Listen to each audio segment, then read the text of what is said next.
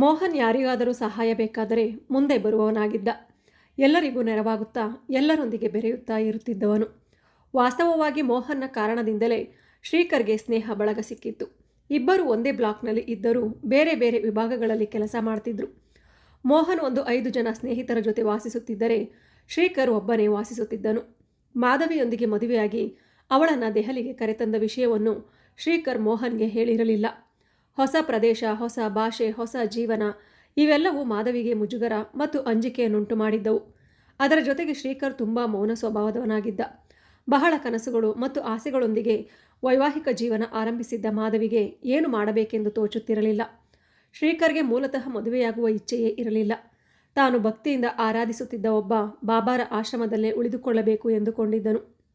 ಆದರೆ ಅವನ ತಂದೆ ತಾಯಿಗಳು ತುಂಬ ಒತ್ತಾಯಿಸಿ ಮನವೊಲಿಸಿ ಮಾಧವಿಯೊಂದಿಗೆ ಮದುವೆ ಮಾಡಿಸಿದ್ದರು.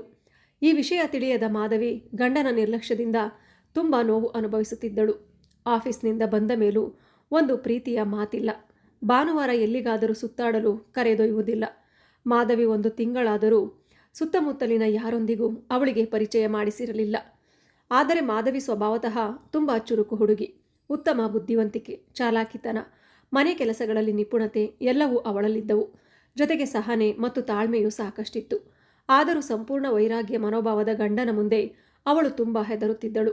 ಶ್ರೀಕರ್ ಯಾವತ್ತೂ ನಿನಗೆ ಏನು ಇಷ್ಟ ಎಂದು ಕೇಳುವ ಪ್ರಯತ್ನವನ್ನು ಸಹ ಮಾಡಿರಲಿಲ್ಲ. ಹೀಗೆ ಇನ್ನೊಂದು ತಿಂಗಳು ಕಳೆಯಿತು. ಒಂದು ದಿನ ಹೊರಗಿನ ಕೆಲಸಗಳಿಗೆ ಮಾಧವಿ ಅಭ್ಯಾಸವಾಗಲಿ ಎಂದು ಶ್ರೀಕರ್ ಅವಳನ್ನು ತರಕಾರಿ ಮಾರುಕಟ್ಟೆಗೆ ಕರೆದುಕೊಂಡು ಹೋದನು. ಹೀಗೆ ಬರುತ್ತಿದ್ದಾಗ ಎದುರಿಗೆ ಮೋಹನ್ ಸಿಕ್ಕನು. ಶ್ರೀಕರ್ ಪಕ್ಕದಲ್ಲಿ ಮಾಧವಿಯನ್ನು ನೋಡಿ ಅವನು ಆಶ್ಚರ್ಯಗೊಂಡನು. 1 ವಾರದ ಅಮೆರಿಕ ಕಾರ್ಯನಿಯೋಜನೆಯಲ್ಲಿದ್ದ ಕಾರಣ ಅವರ ಮದುವೆಗೆ ಅವನು ಬರಲಾಗಿರಲಿಲ್ಲ. ಮಾಧವಿ ಇಲ್ಲಿ ಬಂದಿರುವ ವಿಷಯವನ್ನು ಶ್ರೀಕರ್ ಹೇಳದಿದ್ದಕ್ಕೆ ಮೋಹನ್ ಬೇಸರಗೊಂಡನು. ಏನಯ್ಯ ಶ್ರೀಕರ್, ಮಾಧವಿ ಇಲ್ಲಿಗೆ ಬಂದಿರುವುದನ್ನು ನಮ್ಮಲ್ಲಿ ಯಾರಿಗೂ ಹೇಳಲಿಲ್ಲ? ಇರಲಿ, ನಾಳೆ ಭಾನುವಾರ, ಅವಳನ್ನು ನಮ್ಮ ಮನೆಗೆ ಕರೆದುಕೊಂಡು ಬಾ ಎಂದು ಮತ್ತೆ ಒತ್ತಾಯಿಸಿದನು. ಕೊನೆಗೆ ಶ್ರೀಕರ್ ಮತ್ತು ಮಾಧವಿ ಇಬ್ಬರು ಅವನ ಮನೆಗೆ ಹೋದರು. ತಮ್ಮದೇ ಬ್ಲಾಕ್ನ ನೆಲಮಹಡಿಯಲ್ಲಿ ಮೋಹನ್ ಮತ್ತು ಅವನ ಸ್ನೇಹಿತರು ವಾಸಿಸುತ್ತಾರೆ ಎಂಬುದು ತಿಳಿದು ಮಾಧವಿ ಆಶ್ಚರ್ಯಪಟ್ಟಳು. ನಿಜ ಹೇಳಬೇಕಂದ್ರೆ ಮೋಹನ್ ಜೊತೆಗೆ ವಾಸಿಸುತ್ತಿದ್ದ ಕೆಲವರು ಅವಳಿಗೆ ಆಗಾಗ ಎದುರಾಗುತ್ತಿದ್ದರು. ಆದರೆ ಯಾರು ಎಂಬುದು ತಿಳಿಯದೇ ಇದ್ದುದರಿಂದ ಎಂದಿಗೂ ಅವರ ಜೊತೆ ಮಾತುಕತೆ ಆಗಿರಲಿಲ್ಲ. ಈಗ ಮೋಹನ್ ಎಲ್ಲರನ್ನ ಮಾಧವಿಗೆ ಪರಿಚಯಿಸಿದನು. ಎಲ್ಲರೂ ಆತ್ಮೀಯವಾಗಿ ಮಾತನಾಡಿದರು. ಮಾಧವಿಗೂ ತುಂಬ ಸಂತೋಷವಾಯಿತು. ಸಂಜೆಯವರೆಗೆ ಅಲ್ಲೇ ಇದ್ದು ಎಲ್ಲರೊಂದಿಗೆ ನಗು ಮಾತುಗಳಲ್ಲಿ ಕಾಲ ಕಳೆಯುತ್ತಾ ಹಲವು ದಿನಗಳ ನಂತರ ಮನಸ್ಸಿಗೆ ಹಿತವಾದ ಅನುಭವವನ್ನು ಪಡೆದಳು. ಆ ದಿನದವರೆಗೆ ತನ್ನೊಳಗೆ ಕಟ್ಟಿಕೊಂಡಿದ್ದ ಒಂಟಿತನ ಸ್ವಲ್ಪ ಮಟ್ಟಿಗೆ ಕರಗಿದಂತಾಯಿತು. ಮನೆಗೆ ಹಿಂದಿರುಗುವ ವೇಳೆಗೆ ಅವಳ ಮುಖದಲ್ಲಿ ಬಹಳ ದಿನಗಳ ನಂತರ ಒಂದು ಸಹಜವಾದ ನಗು ಮೂಡಿತ್ತು. ಆ ಬಳಿಕ ಮೋಹನ್ ಮತ್ತು ಅವನ ಸ್ನೇಹಿತರಿಗೆ ಮಾಧವಿಯ ಮೇಲೆ ಅಪಾರವಾದ ಸ್ನೇಹ ಮತ್ತು ಗೌರವ ಬೆಳೆದಿತ್ತು. ಅವಳ ಮಾತು, ನಡತೆ, ಒಳ್ಳೆಯತನ, ವಿನಯ ಎಲ್ಲವೂ ಅವಳ ಸೌಂದರ್ಯಕ್ಕೆ ತಕ್ಕಂತೆಯೇ ಇವೆ ಎಂದು ಅವರು ಭಾವಿಸಿದರು. ಶ್ರೀಕರ್ ತುಂಬ ಅದೃಷ್ಟವಂತ ಎಂದುಕೊಂಡರು. ತಮ್ಮ ಜೀವನಕ್ಕೂ ಇಂಥ ಒಳ್ಳೆಯ ಹುಡುಗಿ ಹೆಂಡತಿಯಾಗಿ ಬರಲಿ ಎಂದು ಆಶಿಸಿದರು. ಆನಂತರ ಮೋಹನ್ ಆಗಾಗ ಶ್ರೀಕರ್ ಮನೆಗೆ ಬರುತ್ತಿದ್ದನು. ಮಾಧವಿಯ ಜೊತೆಯೂ ಆತ್ಮೀಯವಾಗಿ ಮಾತನಾಡುತ್ತಿದ್ದನು. ಮಾಧವಿಗೆ ಮೋಹನ್ನಲ್ಲಿ ತನ್ನ ಅಣ್ಣ ಹರಿ ಕಾಣಿಸುತ್ತಿದ್ದ. ಹರಿಯೊಂದಿಗೆ ಅವಳು ತುಂಬ ಆತ್ಮೀಯವಾಗಿದ್ದಳು. ಇಬ್ಬರು ಎಲ್ಲ ವಿಷಯಗಳನ್ನು ಹಂಚಿಕೊಳ್ಳುತ್ತಿದ್ದರು. ಮಾಧವಿಯ ಮದುವೆಯಾದ 1 ವಾರದ ನಂತರವೇ ಹರಿ ಕೆಲಸದ ನಿಮಿತ್ತ ಆಸ್ಟ್ರೇಲಿಯಾಗೆ ಹೋಗಿದ್ದನು. ಅಲ್ಲಿ ಕೆಲಸದ ಒತ್ತಡ ಹೆಚ್ಚಿದ್ದರಿಂದ ಅವನಿಗೆ ತಂಗಿಯೊಂದಿಗೆ ಹೆಚ್ಚು ಮಾತನಾಡಲು ಆಗ್ತಿರಲಿಲ್ಲ. ಮಾಧವಿಯು ಅಷ್ಟು ದೂರದಲ್ಲಿದ್ದ ಅಣ್ಣನಿಗೆ ತನ್ನ ಕಷ್ಟಗಳನ್ನು ಹೇಳಿ ಬೇಸರಪಡಿಸಬಾರದೆಂದು ಏನನ್ನೂ ಹೇಳುತ್ತಿರಲಿಲ್ಲ. ಆ ಕೊರತೆಯನ್ನು ಮೋಹನ್ ತುಂಬಿದನು. ಶ್ರೀಕರ್ನ ಸ್ವಭಾವ ಗೊತ್ತಿದ್ದ ಕಾರಣ ಮಾಧವಿಯೊಂದಿಗೆ ಅಣ್ಣನಂತೆ ಮಾತನಾಡಿ ಹಾಸ್ಯ ಮಾತುಗಳಿಂದ ಅವಳನ್ನು ನಗಿಸುತ್ತಿದ್ದನು. ಮೋಹನ್ ಬಂದಾಗ ಮಾಧವಿ ಸಂತೋಷವಾಗಿರುವುದು ಶ್ರೀಕರ್ಗೆ ಇಷ್ಟವಾಗಲಿಲ್ಲ. ಒಂದು ದಿನ ಅದೇ ವಿಷಯವಾಗಿ ಅವಳನ್ನು ಪ್ರಶ್ನಿಸಿದನು. ಗಂಡನ ನಿರ್ಲಕ್ಷ್ಯ ಮತ್ತು ಉದಾಸೀನತೆಯನ್ನು ಮಾಧವಿ ಸಹಿಸಿದ್ದಳು. ಆದರೆ ಅನುಮಾನವನ್ನು ಸಹಿಸಲಾರದೆ ಧೈರ್ಯವಾಗಿ ಉತ್ತರಿಸಿದಳು. ಮನೆಯ ಸಾಮಾನುಗಳಂತೆ ನನ್ನನ್ನು ಮದುವೆಯಾಗಿ ಇಲ್ಲಿ ತಂದು ಬಿಟ್ಟಿರಿ. ನಾನು ಹೇಗಿದ್ದೇನೆ, ಊಟ ಮಾಡಿದ್ದೇನಾ ಎಂದು ಯಾವಾಗಲಾದರೂ ಕೇಳಿದ್ದೀರಾ? ನನ್ನ ಇಷ್ಟ ಅನಿಷ್ಟಗಳನ್ನು ತಿಳಿದುಕೊಳ್ಳಲು ಪ್ರಯತ್ನಿಸಿದ್ದೀರಾ? ಮೋಹನ್ನ ಆತ್ಮೀಯತೆಯಲ್ಲಿ ನಾನು ನನ್ನ ಅಣ್ಣ ಹರಿಯ ಪ್ರೀತಿಯನ್ನು ಕಂಡಿದ್ದೇನೆ. ಮೋಹನ್ ನನಗೆ ದೇವರು ಕೊಟ್ಟ ಅಣ್ಣ. ಇದರ ಬಗ್ಗೆ ಇನ್ನೂ ಅನುಮಾನ ಇದ್ದರೆ ಅದು ನಿಮ್ಮ ಕರ್ಮ. ಈ ಮಾತುಗಳನ್ನು ಕೇಳಿ ಶ್ರೀಕರ್ ಬೆಚ್ಚಿಬಿದ್ದನು. ಮದುವೆಯಾದ 6 ತಿಂಗಳಲ್ಲಿ ತಾನು ಮಾಧವಿಗೆ ಎಷ್ಟು ನೋವು ಕೊಟ್ಟಿದ್ದೇನೆ ಎಂಬುದು ಅವನಿಗೆ ಅರಿವಾಯಿತು. ಅವಳನ್ನು ಹತ್ತಿರಕ್ಕೆ ಕರೆದು ಕ್ಷಮೆ ಕೇಳಿದನು. ಮಾಧವಿಯು ತುಂಬು ಹೃದಯದಿಂದ ಅವನನ್ನು ಕ್ಷಮಿಸಿದಳು. ಆ ದಿನದ ನಂತರ ಶ್ರೀಕರ್ ಎಂದಿಗೂ ಮಾಧವಿಯನ್ನು ಕಷ್ಟಪಡಿಸಲಿಲ್ಲ. ಮಾಧವಿಯ ಒಳ್ಳೆಯತನ ಮತ್ತು ಪ್ರೀತಿಯಿಂದ ಅವಳು ಶ್ರೀಕರ್ನ ಮನಸ್ಸನ್ನು ಸಂಪೂರ್ಣವಾಗಿ ಗೆದ್ದಳು. ಈ ವಿಷಯಗಳೆಲ್ಲವೂ ಮಾಧವಿಯ ಮೂಲಕ ಮೋಹನ್ಗೆ ತಿಳಿಯುತ್ತಿದ್ದವು. ಅವರಿಬ್ಬರು ಅನ್ಯೋನ್ಯವಾಗಿ ಬದುಕುತ್ತಿದ್ದಾರೆ ಎಂಬುದು ತಿಳಿದು ಅವನಿಗೆ ತುಂಬ ಸಂತೋಷವಾಯಿತು. 1 ವರ್ಷದ ನಂತರ ಮೋಹನ್ಗೆ ಲತಾ ಎಂಬ ಹುಡುಗಿಯೊಂದಿಗೆ ಮದುವೆಯಾಯಿತು. ಆದರೆ ಮೋಹನ್ ಮತ್ತು ಲತಾಳ ವ್ಯಕ್ತಿತ್ವಗಳಲ್ಲಿ ಬಹಳ ವ್ಯತ್ಯಾಸವಿತ್ತು. ಲತಾಳಿಗೆ ಗಂಡನ ದೊಡ್ಡ ಸಂಬಳವೇ ಮುಖ್ಯ. ಅತ್ತೆ ಮಾವಂದಿರ ಬಗ್ಗೆ ಹೆಚ್ಚು ಆಸಕ್ತಿ ಇರಲಿಲ್ಲ. ಮೋಹನ್ ಬಡತನದಲ್ಲಿ ಬೆಳೆದು ಕಷ್ಟಪಟ್ಟು ಓದಿದ್ದನು. ಆದ್ದರಿಂದ ಅವನಿಗೆ ತಂದೆ ತಾಯಿಗಳ ಮೇಲೆ ಅಪಾರ ಪ್ರೀತಿ ಮತ್ತು ಗೌರವವಿತ್ತು. ಅವರು ಕಾಕಿನಾಡ ಸಮೀಪದ ಒಂದು ಚಿಕ್ಕ ಹಳ್ಳಿಯಲ್ಲಿ ವಾಸಿಸುತ್ತಿದ್ದರು. ಗಂಡ ದೆಹಲಿಯಲ್ಲಿ ಕೆಲಸ ಮಾಡುತ್ತಿದ್ದಾಗ ನಾನು ಅತ್ತೆಯ ಮನೆಗೆ ಹೋಗಬೇಕಾದ ಅಗತ್ಯವೇನು ಎಂಬುದು ಲತಾಳ ಮನೋಭಾವ. ಮದುವೆಯಾದ ಕೆಲವೇ ದಿನಗಳಲ್ಲಿ ಹೆಂಡತಿಯ ಮನಸ್ಥಿತಿ ಮೋಹನ್ಗೆ ಅರ್ಥವಾಯಿತು. ಅವಳನ್ನು ಸಮಾಧಾನಪಡಿಸಿ ಅತ್ತೆ ಮಾವರೊಂದಿಗೆ ಬೆರೆತು ಬದುಕಲು ಹೇಳಿ ನೋಡಿದನು. ಆದರೆ ಪ್ರಯೋಜನವಾಗಲಿಲ್ಲ. ಕನಿಷ್ಠ ವಾರಕ್ಕೊಮ್ಮೆ ಫೋನ್ನಲ್ಲಿ ಮಾತಾಡು ಎಂದರೂ ಚೆನ್ನಾಗಿದ್ದೀರಾ ಎನ್ನುವುದರ ಹೊರತು ಮತ್ತೊಂದು ಮಾತನ್ನು ಆಡುತ್ತಿರಲಿಲ್ಲ. ಅವಳ ತಂದೆ ತಾಯಿಗಳು ಬುದ್ಧಿ ಹೇಳಬಹುದು ಎಂದುಕೊಂಡರೆ ಅದಕ್ಕೂ ಅವಕಾಶ ಇರಲಿಲ್ಲ. ಏಕೆಂದರೆ ಲತಾ ಹೀಗೆ ಆಗಲು ಪ್ರಮುಖ ಕಾರಣವೇ ಅವಳ ತಾಯಿ ಪ್ರಮೀಳ. ಗಂಡನ ಸಂಪಾದನೆಯನ್ನು ಜೋಪಾನವಾಗಿ ಇಟ್ಟುಕೋ, ಅತ್ತೆ ಮಾವರಿಗಾಗಿ ಹಣ ಖರ್ಚು ಮಾಡಲು ಬಿಡಬೇಡ, ಅವರನ್ನು ಮನೆಗೆ ಬರಲು ಬಿಟ್ಟರೆ ಆಸ್ತಿ ಕರಗುತ್ತದೆ ಎಂದು ಲತಾಳ ಮನಸ್ಸಿಗೆ ಈ ವಿಚಾರಗಳನ್ನು ತುಂಬಿದವಳು ಪ್ರಮೀಳ. ಮೋಹನ್ನ ತಂದೆ ತಾಯಿಗಳು ಸಂಪ್ರದಾಯಸ್ಥರು. ಹಳೆಯ ಕಾಲದ ಮೌಲ್ಯಗಳು, ಮರ್ಯಾದೆ, ಸಂಬಂಧಗಳ ಗೌರವ ಇವೆಲ್ಲವನ್ನು ಪಾಲಿಸುತ್ತಿದ್ದರು. ತನ್ನ ಹೆಂಡತಿಯ ವರ್ತನೆಯಿಂದ ಅವರಿಗೆ ನೋವಾಗಬಾರದು, ಹೇಗಾದರೂ ಲತಾಳನ್ನು ಬದಲಿಸಬೇಕು ಎಂಬುದು ಮೋಹನ್ನ ಆಸೆ. ಅಂತಹ ಸಮಯದಲ್ಲಿ ಅವನಿಗೆ ಕಾಣಿಸಿದ ಆಶಾಕಿರಣ ಮಾಧವಿ. ಇಬ್ಬರು ಸುಮಾರು ಒಂದೇ ವಯಸ್ಸಿನವರಾಗಿದ್ದರಿಂದ ಮಾಧವಿಯ ಮಾತು ಲತಾಳಿಗೆ ಸುಲಭವಾಗಿ ಅರ್ಥವಾಗಬಹುದು ಎಂದು ಅವನು ಭಾವಿಸಿದನು. ಕುಟುಂಬದ ಮೌಲ್ಯಗಳು, ಅತ್ತೆ ಮಾವರನ್ನು ಗೌರವಿಸುವುದು, ಎಲ್ಲರೊಂದಿಗೆ ಬೆರೆತು ಬದುಕುವುದು ಇತ್ಯಾದಿಗಳನ್ನು ನಿಧಾನವಾಗಿ ಅವಳಿಗೆ ತಿಳಿಸಿಕೊಡಲು ಮಾಧವಿಯನ್ನು ಕೇಳಿಕೊಂಡನು. ಮೊದಲಿಗೆ ಮಾಧವಿಗೆ ಇಷ್ಟವಾಗಲಿಲ್ಲ. ಲತಾಳ ಸ್ವಭಾವ ಅವಳಿಗೆ ಸ್ವಲ್ಪ ಅರ್ಥವಾಗಿತ್ತು. ಮೋಹನ್ ಮಾಧವಿಯನ್ನು ಮೆಚ್ಚಿಕೊಳ್ಳುವುದೇ ಲತಾಳ ಅಸೂಯೆಗೆ ಕಾರಣವಾಗಿತ್ತು. ಬಾಯಲ್ಲಿ ಏನು ಹೇಳದಿದ್ದರೂ ಅವಳ ಕಣ್ಣಿನಲ್ಲಿದ್ದ ಅಸೂಯೆಯನ್ನು ಮಾಧವಿ ಗುರುತಿಸಿದ್ದಳು. ಗಂಡ ಹೆಂಡತಿಯ ಮಧ್ಯೆ ತಾನು ಬರಬಾರದು ಎಂದುಕೊಂಡಳು. ಆದರೆ ಮೋಹನ್ ಬಿಡಲಿಲ್ಲ. ನಮ್ಮ ಒಳಿತಿಗಾಗಿ ನೀನು ಮಧ್ಯೆ ಬಂದರೆ ತಪ್ಪಿಲ್ಲ, ನನ್ನ ಮನೆಯಲ್ಲಿನ ಶಾಂತಿ ಕಾಪಾಡು. ಲತಾಳ ಕಾರಣದಿಂದ ನನ್ನ ತಂದೆ ತಾಯಿಗಳು ನೋವು ಅನುಭವಿಸಿದರೆ ನಾನು ಸಹಿಸಲಾರೆ ಎಂದು ಅವನು ಮನವಿ ಮಾಡಿಕೊಂಡನು. ನಿಜವಾಗಿ ಮಾಧವಿಗೂ ಮೋಹನ್ಗೆ ಸಹಾಯ ಮಾಡಬೇಕೆಂಬ ಆಸೆ ಇತ್ತು. ಯಾಕೆಂದರೆ ತನ್ನ ಮದುವೆಯ ಆರಂಭದಲ್ಲಿ ಗಂಡನ ನಿರ್ಲಕ್ಷ್ಯದಿಂದ ಕಷ್ಟಪಡುತ್ತಿದ್ದಾಗ ಮೋಹನ್ ತೋರಿಸಿದ ಆತ್ಮೀಯತೆಯನ್ನು ಅವಳು ಎಂದಿಗೂ ಮರೆತಿರಲಿಲ್ಲ. ಮೋಹನ್ ತನ್ನ ಅಣ್ಣನಂತಿದ್ದನು, ಲತಾ ತನ್ನ ಅಕ್ಕನಂತಿದ್ದಳು. ಅವರು ಸುಖವಾಗಿ ಬದುಕಬೇಕು ಎಂಬುದೇ ಅವಳ ಬಯಕೆ. ಕೊನೆಗೆ ಮೋಹನ್ನ ಒತ್ತಾಯಕ್ಕೆ ಮಣಿದು ಲತಾಳಿಗೆ ಒಳ್ಳೆಯ ಮಾತುಗಳು ಮತ್ತು ಸಲಹೆಗಳನ್ನು ಹೇಳಲು ಪ್ರಾರಂಭಿಸಿದಳು. ಆದರೆ ಮಾಧವಿ ಹೇಳುವ ಸಲಹೆಗಳು, ಸೂಚನೆಗಳು ಲತಾಳಿಗೆ ಅಷ್ಟಾಗಿ ಇಷ್ಟವಾಗುತ್ತಿರಲಿಲ್ಲ. ಆದರೂ ತನ್ನ ಮನಸ್ಸಿನ ಮಾತನ್ನು ಅವಳು ಹೊರಗೆ ತೋರಿಸಿಕೊಳ್ಳುತ್ತಿರಲಿಲ್ಲ. ಸಣ್ಣ ಸಣ್ಣ ವಿಷಯಕ್ಕೂ ಲತಾ ನಿಮ್ಮ ಮಾಧವಿ ಹೀಗೆಂದಳು ಹಾಗೆಂದಳು ಎಂದು ಮೋಹನ್ಗೆ ಹೇಳುತ್ತಿದ್ದಳು. ಮಾಧವಿ ತನ್ನೊಂದಿಗೆ ಮಾತನಾಡಿದ ಪ್ರತಿಯೊಂದು ವಿಷಯವನ್ನು ಅವಳು ಮೋಹನ್ಗೆ ತಿಳಿಸುತ್ತಿದ್ದಳು. ಕಾಲ ಕಳೆಯುತ್ತಾ ಹೋಯಿತು. 1 ವರ್ಷ ಕಳೆದ ನಂತರ ಮಾಧವಿಗೆ ಅವಳಿ ಮಕ್ಕಳು ಜನಿಸಿದರು. ಆದರೆ ಲತಾಳ ಸ್ವಭಾವದಲ್ಲಿ ಯಾವುದೇ ಬದಲಾವಣೆ ಬಂದಿರಲಿಲ್ಲ. ಯಾವುದೇ ಹಬ್ಬ ಬಂದರೂ ಮೋಹನ್ ತನ್ನ ತಂದೆ ತಾಯಿಗಳ ಮನೆಗೆ ಹೋಗೋಣ ಎಂದರೆ ಅವಳು ಒಪ್ಪುತ್ತಿರಲಿಲ್ಲ. ಬದಲಾಗಿ ಅತ್ತೆಯ ಮನೆಗೆ ಹೋಗದೆ ತಪ್ಪಿಸಿಕೊಳ್ಳಲು ಉಪಾಯ ಹೇಳುವಂತೆ ಮಾಧವಿಯನ್ನೇ ಕೇಳುತ್ತಿದ್ದಳು. ಗಂಡನನ್ನು ಒಲಿಸಿ ತನ್ನ ತವರು ಮನೆಗೆ ಹೋಗಲು ಯಾವಾಗಲೂ ಮಾರ್ಗ ಹುಡುಕುತ್ತಿದ್ದಳು. ಮಾಧವಿ ತುಂಬ ತಾಳ್ಮೆಯಿಂದ, ನೋಡು ಲತಾ, ಅಂಥ ಆಲೋಚನೆಗಳು ಒಳ್ಳೆಯದಲ್ಲ. ಒಂದು ಹಬ್ಬಕ್ಕೆ ಅತ್ತೆಯ ಮನೆಗೆ ಹೋದರೆ ಮುಂದಿನ ಹಬ್ಬಕ್ಕೆ ತವರು ಮನೆಗೆ ಹೋಗಬಹುದು. ಜೊತೆಗೆ ತಂದೆ ತಾಯಿಗಳನ್ನು ದೂರ ಮಾಡುವುದು ಮೋಹನ್ಗೆ ಎಂದಿಗೂ ಇಷ್ಟವಾಗುವುದಿಲ್ಲ ಎಂದು ತಿಳಿಸುತ್ತಿದ್ದಳು.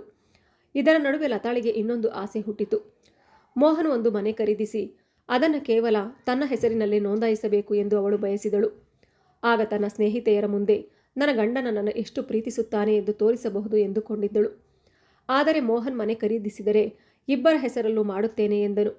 ಇದಕ್ಕಾಗಿ ಲತಾ ಅನೇಕ ದಿನಗಳ ಕಾಲ ಜಗಳ ಮಾಡಿದಳು. ಈ ವಿಷಯದಲ್ಲಿ ಮಾಧವಿ ತನ್ನ ಪರ ನಿಲ್ಲಲಿಲ್ಲ ಎಂಬ ಕಾರಣಕ್ಕೆ ಅವಳ ಮೇಲೆ ಇನ್ನಷ್ಟು ಕೋಪಗೊಂಡಳು. ಒಂದು ದಿನ ಇದೇ ವಿಷಯ ದೊಡ್ಡ ಜಗಳಕ್ಕೆ ಕಾರಣವಾಯಿತು. ಕೋಪಗೊಂಡ ಮೋಹನ್ ದಿನವಿಡೀ ಊಟ ಮಾಡಲಿಲ್ಲ. ಸಂಜೆ ಲತಾ ಮಾಧವಿಗೆ ಕರೆ ಮಾಡಿ ಮನೆಗೆ ಬರಲು ಹೇಳಿದಳು. ಜಗಳ ಹೆಚ್ಚಾಗುತ್ತಿದೆ ಎಂಬ ಚಿಂತೆಯಿಂದ ಮಾಧವಿ ಅಲ್ಲಿಗೆ ಹೋದಳು.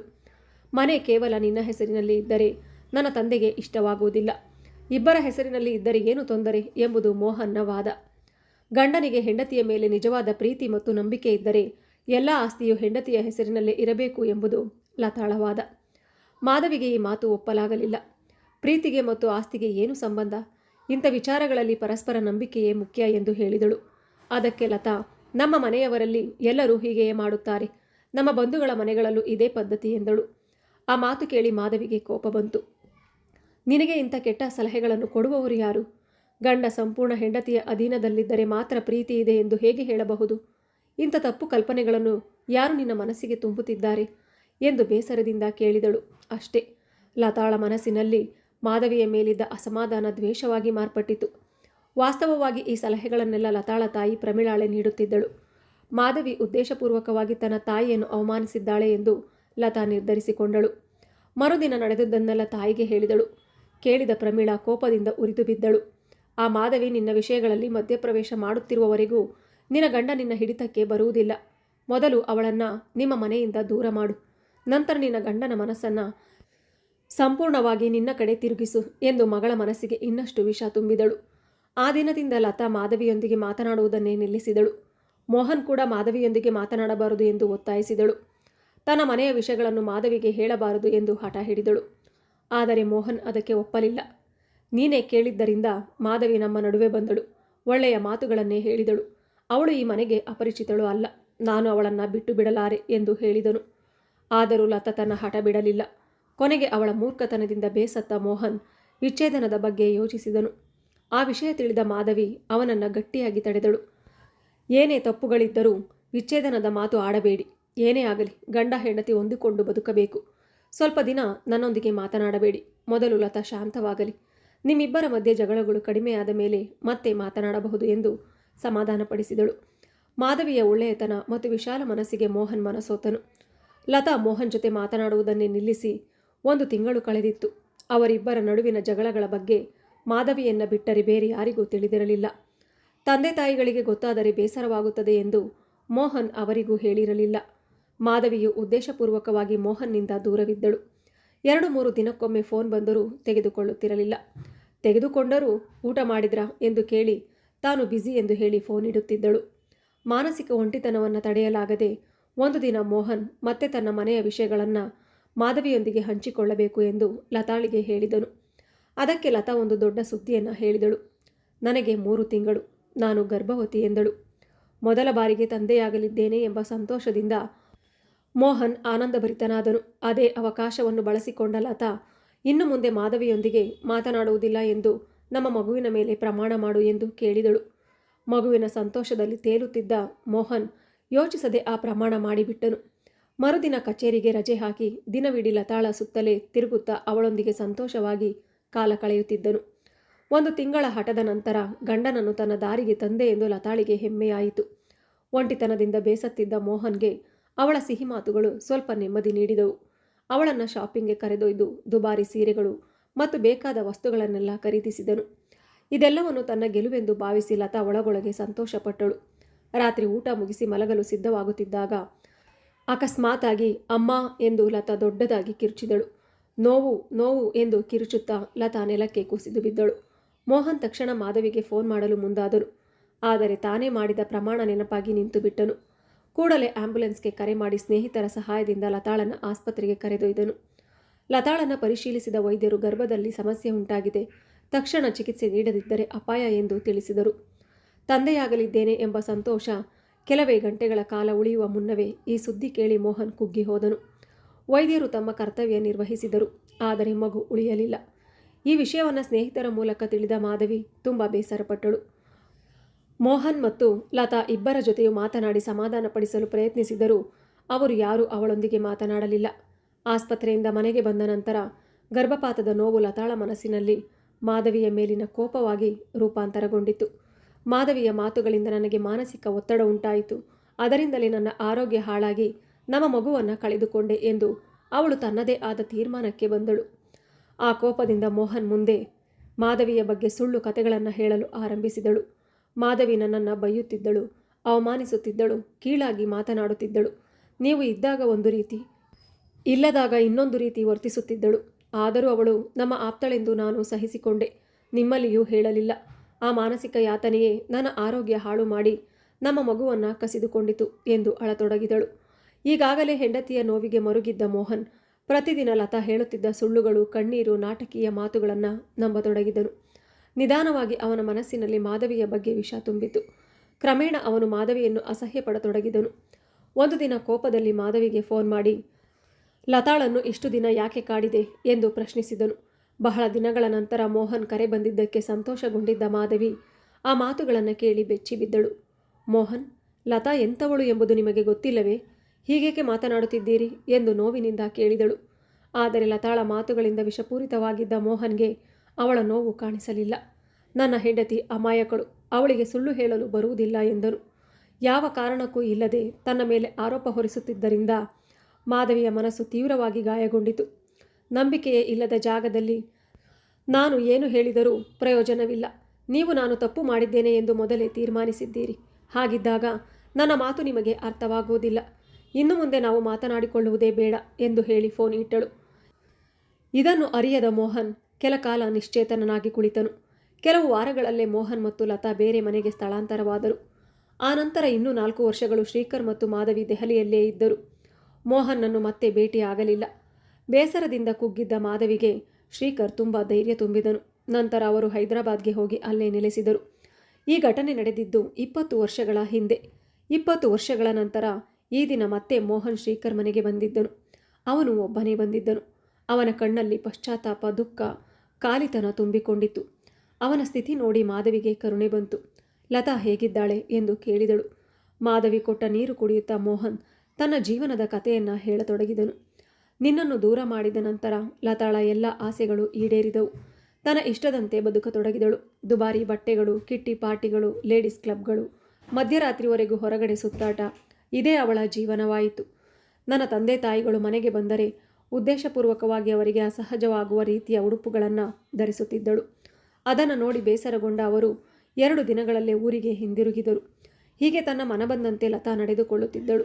ನನ್ನ ಒಬ್ಬ ಸ್ನೇಹಿತೆ ಒಳ್ಳೆಯದಕ್ಕಾಗಿ ಅವಳಿಗೆ ಸಲಹೆ ಕೊಡಲು ಪ್ರಯತ್ನಿಸಿದಾಗ ಅವಳ ಮೇಲೆಯೇ ಸುಳ್ಳು ಆರೋಪ ಮಾಡಿ ನಮ್ಮ ಸ್ನೇಹವನ್ನು ಮುರಿದು ಹಾಕಿದಳು. ಆಗ ನಾನು ಸಂಪೂರ್ಣವಾಗಿ ಲತಾಳ ಪ್ರಭಾವದಲ್ಲಿದ್ದೆ. ಅವಳನ್ನೇ ಕುರುಡಾಗಿ ನಂಬುತ್ತಿದ್ದೆ. ಅವಳೇ ನನ್ನ ಕಣ್ಣು, ಕಿವಿ, ಬಾಯಿ ಆಗಿದ್ದಳು. ನಿನ್ನನ್ನು ದೂರ ಮಾಡಿದ ನಂತರ ಅವಳಿಗೆ ಇಷ್ಟವಿಲ್ಲದ ಪ್ರತಿಯೊಬ್ಬರ ಮೇಲೂ ಇದೇ ರೀತಿಯ ಸುಳ್ಳು ಆರೋಪಗಳನ್ನು ಮಾಡತೊಡಗಿದಳು. ಕೊನೆಗೆ ನನ್ನ ತಂದೆ ತಾಯಿಗಳು, ಬಂಧುಗಳು, ಅಣ್ಣನ ಕುಟುಂಬ, ಸ್ನೇಹಿತರು ಎಲ್ಲರೂ ನನ್ನಿಂದ ದೂರವಾದರು. ಆ ಸಮಯದಲ್ಲಿ ನನಗೆ ಲತಾಳ ತಂದೆ ತಾಯಿಗಳೇ ಎಲ್ಲವೂ ಆಗಿದ್ದರು. ಹೀಗೆ ನನ್ನನ್ನು ಸಂಪೂರ್ಣ ಒಂಟಿಯನ್ನಾಗಿ ಮಾಡಿದಳು. ನಮಗೆ ಮಕ್ಕಳು ಆಗಲಿಲ್ಲ. ಕೆಲವು ವರ್ಷಗಳ ನಂತರ ಲತಾ ನನ್ನನ್ನು ತಾತ್ಸಾರವಾಗಿ ಕಾಣತೊಡಗಿದಳು. ತನ್ನ ತಂದೆ ತಾಯಿಗಳ ಮುಂದೆಯೇ ನನ್ನನ್ನು ಹಾಸ್ಯ ಮಾಡುತ್ತಿದ್ದಳು. ಅವರು ನನ್ನ ಮಾತಿಗೆ ಯಾವುದೇ ಬೆಲೆ ಕೊಡುತ್ತಿರಲಿಲ್ಲ. ನಿನ್ನನ್ನು ದೂರ ಮಾಡಿಕೊಂಡ 7-8 ವರ್ಷಗಳೊಳಗೆ ನನ್ನ ಎಲ್ಲ ಸ್ನೇಹಿತರು, ಬಂಧುಗಳು ದೂರವಾದರು. ನಾನು ಸಂಪಾದಿಸಿದ ಎಲ್ಲವನ್ನು ಅವಳ ಹೆಸರಿನಲ್ಲಿ ಮಾಡಿದ್ದೆ. ಆದರೆ ಅವಳು ನನಗೆ ಯಾವುದೇ ಮೌಲ್ಯ ಕೊಡುತ್ತಿಲ್ಲ ಎಂಬುದು ನನಗೆ ತುಂಬ ತಡವಾಗಿ ಅರ್ಥವಾಯಿತು. ಮನೆ ಹೊರಗೆ ಯಾರೂ ಇಲ್ಲ, ಮನೆಯೊಳಗೂ ಯಾರೂ ಇಲ್ಲ ಎಂಬ ಸ್ಥಿತಿಯಲ್ಲಿ ಒಂಟಿತನ ನನ್ನನ್ನು ಕಾಡತೊಡಗಿತು. ಎಲ್ಲರಿಂದಲೂ ದೂರವಾಗಿ ತನ್ನ ಸಂತೋಷ ದುಃಖಗಳನ್ನು ಹಂಚಿಕೊಳ್ಳಲು ಯಾರೂ ಇಲ್ಲದ ಕಾರಣ ಮೋಹನ್ನನ್ನು ಒಂಟಿತನ ಕಾಡತೊಡಗಿತು. ಒಂದು ಕಾಲದಲ್ಲಿ 10 ಜನರೊಂದಿಗೆ ಬೆರೆತು ಅವರಿಗೆ ಸಹಾಯ ಮಾಡುತ್ತಾ ಸಂತೋಷವಾಗಿ ಬದುಕುತ್ತಿದ್ದ ತಾನು ಇಂದು ಏಕೆ ಇಷ್ಟು ಏಕಾಂಗಿಯಾಗಿದ್ದೇನೆ ಎಂಬ ಪ್ರಶ್ನೆ ಅವನನ್ನು ಕಾಡತೊಡಗಿತು. ನಿಧಾನವಾಗಿ ಆತ್ಮಾವಲೋಕನ ಆರಂಭವಾಯಿತು. ಕಣ್ಣಿನ ಮೇಲಿದ್ದ ಮುಸುಕು ಒಂದೊಂದಾಗಿ ಸರಿಯತೊಡಗಿತು. ತನ್ನವರ ಸ್ವಭಾವ ಹೇಗಿತ್ತು ಎಂಬುದು ಗೊತ್ತಿದ್ದರೂ ತಾನು ಅವರನ್ನು ಹೇಗೆ ಅಪಾರ್ಥ ಮಾಡಿಕೊಂಡೆ? ಲತಾ ಅವರ ಬಗ್ಗೆ ಕೆಟ್ಟದಾಗಿ ಹೇಳಿದಾಗ ಹೇಗೆ ನಂಬಿದೆ? ನನ್ನ ವಿವೇಕ ಎಲ್ಲಿಗೆ ಹೋಯಿತು? ನನ್ನ ತಾಯಿ, ತಂದೆ, ಅಣ್ಣನ ಮೇಲಿದ್ದ ಪ್ರೀತಿ ಏನಾಯಿತು? ಲತಾಳ ಮಾತುಗಳನ್ನು ಕೇಳಿ ಅವರನ್ನು ಅನುಮಾನಿಸಿದೆ, ಅವಮಾನಿಸಿದೆ. ಬಾಲ್ಯದ ಆತ್ಮೀಯ ಸ್ನೇಹಿತರನ್ನು ಕಳೆದುಕೊಂಡೆ. ನನ್ನ ಶಿಕ್ಷಣ, ಸಂಸ್ಕಾರ, ನನ್ನ ವಿವೇಕ, ಆಲೋಚನಾ ಶಕ್ತಿ ಎಲ್ಲಿಗೆ ಹೋದವು? ಹೀಗೆ ತಾನು ಮಾಡಿದ ತಪ್ಪುಗಳೆಲ್ಲವೂ ಅವನಿಗೆ ಒಂದೊಂದಾಗಿ ಅರ್ಥವಾಗತೊಡಗಿದವು. ಆದರೆ ಲತಾಳ ಪ್ರಭಾವದ ಮುಂದೆ ತನ್ನ ದೌರ್ಬಲ್ಯ ಗೆದ್ದಿರಲಿಲ್ಲ. ಈ ಆಲೋಚನೆಗಳಲ್ಲೇ 12 ವರ್ಷಗಳು ಕಳೆದು ಹೋದವು. ಮನಸ್ಸು ನಿರಾಶೆಯಿಂದ ತುಂಬಿತು. ಉದ್ಯೋಗದಿಂದಲೂ ನಿವೃತ್ತನಾದನು. ಮಾನಸಿಕ ಶಾಂತಿ ಕಳೆದು ಯಂತ್ರದಂತೆ ಬದುಕುತ್ತಿದ್ದ ಕಾರಣ ಈ ನಿರ್ಧಾರ ತೆಗೆದುಕೊಂಡನು. ತನ್ನ PFನ ಸಂಪೂರ್ಣ ಹಣವನ್ನು ತೆಗೆದು ಲತಾಳ ಹೆಸರಿನ ಬ್ಯಾಂಕ್ ಖಾತೆಯಲ್ಲಿ ಇಟ್ಟನು. ಈಗ ತಿಂಗಳಿಗೆ ಬರುವ ಆದಾಯವೂ ಇಲ್ಲದಾಯಿತು. ಬಲಹೀನನಾಗಿ ಹೋದ ಮೋಹನ್ನನ್ನು ಲತಾ ಸಂಪೂರ್ಣವಾಗಿ ನಿರ್ಲಕ್ಷ್ಯ ಮಾಡಿದಳು. ಅವಳಿಗೆ ಪಾರ್ಟಿಗಳು, ತನ್ನ ತಂದೆ ತಾಯಿಗಳು ಅಷ್ಟೇ ಮುಖ್ಯ. ಮೋಹನ್ ಊಟ ಮಾಡಿದನೇ ಇಲ್ಲವೇ ಎಂಬುದನ್ನು ಕೇಳುತ್ತಿರಲಿಲ್ಲ. ಕ್ರಮೇಣ ಮೋಹನ್ಗೆ ಪ್ರೀತಿ, ನಿರೀಕ್ಷೆ ಎಲ್ಲವೂ ನಶಿಸಿ ಹೋಗಿ ತನ್ನ ಕೆಲಸಗಳನ್ನು ತಾನೇ ಯಾಂತ್ರಿಕವಾಗಿ ಮಾಡಿಕೊಳ್ಳತೊಡಗಿದನು. ಒಂದು ದಿನ ಏನೋ ಆಲೋಚನೆಯಲ್ಲಿ ಮುಳುಗಿ ರಸ್ತೆಯಲ್ಲಿ ನಡೆಯುತ್ತಿದ್ದಾಗ ಅರಿವಿಲ್ಲದೆ ಒಂದು ಶ್ರೀರಾಮ ದೇವಸ್ಥಾನದೊಳಗೆ ಪ್ರವೇಶಿಸಿದನು. ಅಲ್ಲಿ ಪ್ರವಚನ ನಡೆಯುತ್ತಿತ್ತು. ಸುಮ್ಮನೆ ಕುಳಿತು ಕಣ್ಣು ಮುಚ್ಚಿದನು. ಪ್ರವಚನಕಾರರು ಕರ್ಮ ಸಿದ್ಧಾಂತದ ಬಗ್ಗೆ ಮಾತನಾಡುತ್ತಿದ್ದರು. ನಾವು ಮಾಡಿದ ಒಳ್ಳೆಯ ಮತ್ತು ಕೆಟ್ಟ ಕರ್ಮಗಳ ಫಲವನ್ನೇ ಅನುಭವಿಸುತ್ತೇವೆ. ನಮ್ಮ ಸುಖ ದುಃಖಗಳೆಲ್ಲವೂ ನಮ್ಮ ಕರ್ಮಗಳ ಫಲ. ಈ ಜನ್ಮದಲ್ಲಾಗಲಿ ಇನ್ನೊಂದು ಜನ್ಮದಲ್ಲಾಗಲಿ ಅವುಗಳನ್ನು ಅನುಭವಿಸದೆ ತಪ್ಪಿಸಿಕೊಳ್ಳಲು ಸಾಧ್ಯವಿಲ್ಲ ಎಂದು ವಿವರಿಸುತ್ತಿದ್ದರು. ಇದನ್ನು ಕೇಳಿದ ಮೋಹನ್ಗೆ ಯಾರೋ ತನ್ನ ಮೆದುಳನ್ನು ಜೋರಾಗಿ ಜಾಗೃತಿಗೊಳಿಸಿದಂತಾಯಿತು. ತಾನು ಅನುಭವಿಸುತ್ತಿರುವ ಒಂಟಿತನ, ತನ್ನವರನ್ನೆಲ್ಲ ಕಳೆದುಕೊಂಡಿರುವುದು, ತಾನು ಮಾಡಿದ ಪಾಪವೇನು ಎಂಬ ಪ್ರಶ್ನೆಗಳು ಮನಸ್ಸನ್ನು ಕಾಡತೊಡಗಿದವು. ಆಗ ಅವನ ಮನಸ್ಸಿನಲ್ಲಿ ಒಂದು ಮುಖ ಮಿಂಚಿತು. ಮಾಧವಿ. ಹೌದು, ತನ್ನ ತಂಗಿಯಂತಿದ್ದ ಮಾಧವಿ. ತಾನು ಮಾಡಿದ ಒಂದು ಸಣ್ಣ ಸಹಾಯವನ್ನು ನೆನಪಿಟ್ಟುಕೊಂಡು ಲತಾ ಎಷ್ಟೇ ಅವಮಾನಿಸಿದರೂ ಸಹಿಸಿಕೊಂಡಿದ್ದ ಮಾಧವಿ. ಅಂತಹ ಮಾಧವಿಯೊಂದಿಗಿನ ಸಂಬಂಧವನ್ನು ಕಡಿದುಕೊಳ್ಳುತ್ತೇನೆ ಎಂದು ತಾನು ಪ್ರಮಾಣ ಮಾಡಿದ ಕೆಲವೇ ದಿನಗಳಲ್ಲಿ ಲತಾಳ ಗರ್ಭ ಕಳೆದು ಹೋಯಿತು. ಆಗಲೂ ತನಗೆ ಅರ್ಥವಾಗಿರಲಿಲ್ಲ. ಮಾಧವಿ ಪರಿಚಯವಾದ ನಂತರ ಪ್ರತಿ ಶ್ರಾವಣ ಪೌರ್ಣಿಮೆಯೆಂದು ಅವನಿಗೆ ರಾಖಿ ಕಟ್ಟಿ ತಾನೇ ಮಾಡಿದ ಸಿಹಿ ತಿಂಡಿಗಳನ್ನು ಕಳುಹಿಸುತ್ತಿದ್ದಳು. ಆ ಪ್ರೀತಿಯನ್ನು ತಾನು ಮರೆತು ಬಿಟ್ಟಿದ್ದನು. ತನ್ನ ಮನೆಯ ಆಪ್ತಳಾದ ಮಾಧವಿಯನ್ನು ತಾನೇ ನೋಯಿಸಿದ್ದನು. ಲತಾ ನೋಯಿಸಿದರೆ ಮಾಧವಿ ಸಹಿಸಿಕೊಳ್ಳುತ್ತಿದ್ದಳು. ಆದರೆ ತಾನೇ ಅವಳನ್ನು ಅನುಮಾನಿಸಿ ಅವಮಾನಿಸಿದಾಗ ಅವಳ ಹೃದಯ ಒಡೆದು ಹೋಗಿತ್ತು. ಮನೆಯ ಹೆಣ್ಣಿನ ಕಣ್ಣೀರು ಆ ಮನೆಗೆ ಒಳ್ಳೆಯದಾಗುವುದಿಲ್ಲ ಎಂಬ ಮಾತು ಅವನಿಗೆ ನೆನಪಾಯಿತು. ಹೌದು, ತನ್ನ ಕಷ್ಟಗಳು ಅಲ್ಲಿಂದಲೇ ಆರಂಭವಾಗಿದ್ದವು. ಅಷ್ಟರಲ್ಲಿ ಮತ್ತೆ ಪ್ರವಚನಕಾರರ ಮಾತು ಕಿವಿಗೆ ಬಿತ್ತು. ತಪ್ಪು ಮಾಡದ ಮನುಷ್ಯ ಯಾರೂ ಇಲ್ಲ, ಆದರೆ ತಮ್ಮ ತಪ್ಪುಗಳನ್ನು ನಿಷ್ಪಕ್ಷಪಾತವಾಗಿ ಅರಿತು ತಿದ್ದುಕೊಳ್ಳುವವರು ಮಹತ್ತರರಾಗುತ್ತಾರೆ. ಪಶ್ಚಾತ್ತಾಪದಿಂದ ಮನಸ್ಸನ್ನು ಶುದ್ಧಗೊಳಿಸಿ ದೇವರನ್ನು ಪ್ರಾರ್ಥಿಸುವವರಿಗೆ ಆ ತಪ್ಪುಗಳಿಂದ ಹೊರಬರುವ ದಾರಿಯನ್ನು ದೇವರೇ ತೋರಿಸುತ್ತಾನೆ. ಆ ಮಾತುಗಳು ಮೋಹನ್ ಮನಸ್ಸಿಗೆ ತಟ್ಟಿದವು. ನನ್ನ ತಪ್ಪುಗಳು ಮಾಧವಿಯೊಂದಿಗೆ ಆರಂಭವಾದವು. ಆದ್ದರಿಂದ ಮೊದಲು ಅವಳ ಕ್ಷಮೆ ಕೇಳಬೇಕು. ಅಲ್ಲಿಂದಲೇ ನನ್ನ ಪಾಪ ಪರಿಹಾರದ ಯಾತ್ರೆ ಆರಂಭವಾಗಬೇಕು ಎಂದು ನಿರ್ಧರಿಸಿದನು. ಶ್ರೀರಾಮಚಂದ್ರನನ್ನು ಮನಸಾರೆ ಪ್ರಾರ್ಥಿಸಿ ನನಗೆ ದಾರಿ ತೋರಿಸು ಎಂದು ಬೇಡಿಕೊಂಡನು. ಆ ಪ್ರಾರ್ಥನೆಯ ನಂತರ ಅವನ ಮನಸ್ಸು ಸ್ವಲ್ಪ ಹಗುರವಾಯಿತು. ಮರುದಿನ ಅದೃಷ್ಟವಶಾತ್ ಒಬ್ಬ ಹಳೆಯ ಸ್ನೇಹಿತ ಸಿಕ್ಕ. ಶ್ರೀಕರ್ ಮತ್ತು ಮಾಧವಿ ಹೈದರಾಬಾದ್ನಲ್ಲಿ ವಾಸಿಸುತ್ತಿದ್ದಾರೆ ಎಂದು ವಿಳಾಸ ಕೊಟ್ಟನು. ಇದನ್ನು ದೇವರ ಕೃಪೆ ಎಂದು ಭಾವಿಸಿದ ಮೋಹನ್ ಅದೇ ರಾತ್ರಿ ರೈಲು ಹತ್ತಿ ಹೈದರಾಬಾದ್ಗೆ ಬಂದು ನೇರವಾಗಿ ಶ್ರೀಕರ್ ಮನೆ ಬಾಗಿಲು ತಟ್ಟಿದನು.